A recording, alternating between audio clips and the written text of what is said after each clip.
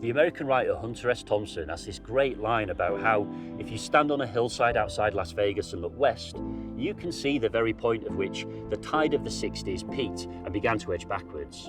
If you stand on this hill, however, and look north, you can see the very point of which the thrill and the vigour of industrial Britain gave birth to an East Pennine settlement known for its palazzos, its public realm, its poets, and quite simply, the finest cloth the world has ever seen.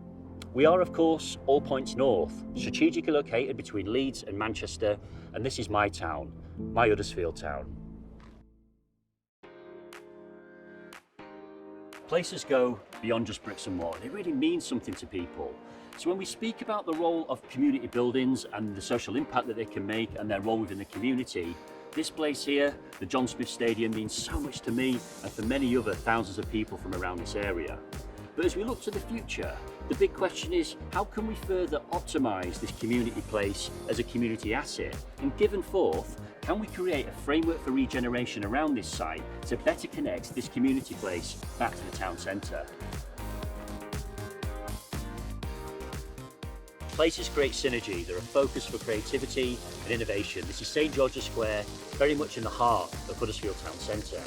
A number of things to consider when we look at what were the material choices going through the architect's heads when we look at the buildings and public realm within this square.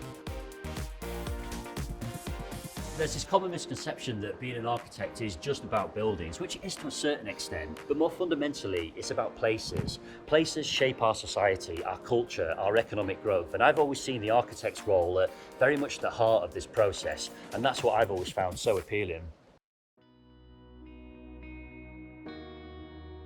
For me, it's that great contradiction insofar as how can a place like Huddersfield rediscover its genius loci, its spirit of the place amidst the challenges of 21st century Britain?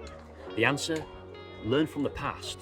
Learn from the Victorians who intensified the woolen trade here, giving birth to some fantastic buildings and architecture and places in and around the town centre, utilising the principles of their time, classical antiquity, Roman architecture, Greek architectural influences with a Huddersfield twist. What would that look like if we were to take those principles and apply them to a 21st century context? What would this place look like? It would be a Huddersfield of active travel, a pedestrian first environment, a Huddersfield of permeability through the town centre, a place that utilises sustainable construction methods such as timber, the benefits around embodied carbon and sustainability that brings.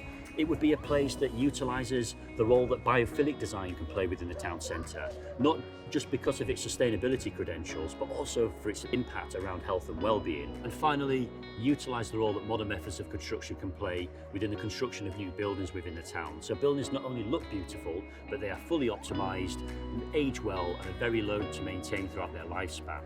And in bringing all these ingredients together, we can create a series of places that thereafter shape us.